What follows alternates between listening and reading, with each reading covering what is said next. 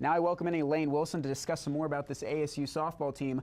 I'd say that largely at this point, this team isn't really caring about extending that streak. They're just worried about playing their best softball come tournament time, and frankly, they're not. Losers of 6 of their last 9 games, they're either at the tip of the iceberg of not hosting a regional, or as you think, they've played themselves out of hosting one. Absolutely. I mean, they're going to face an easy team this weekend with Stanford, and they should be able to pull out that win. But when it comes to their last series of the season, it's going to be against number 7 UCLA, and that's a really tough series for them. When it comes to the actual regional competition, though, the bracket's a little confusing. The way it works is that there's 32 teams that get an automatic bid. Only 16 of those are seeded. Everybody else is going to be unranked, and there's 32 at-large teams. So the seeded teams host the regional.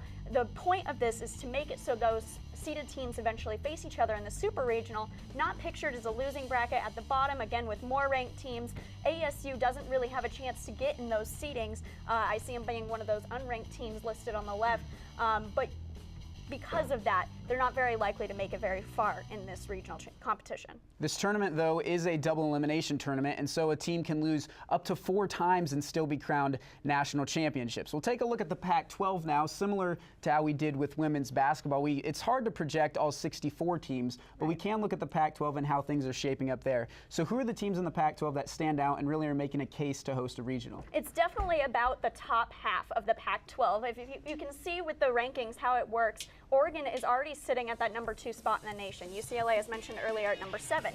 Arizona is sitting at number 16, so they're just on the cusp of possibly being in that top seeding teams. Utah not ranked, they're probably going to be an at-large team.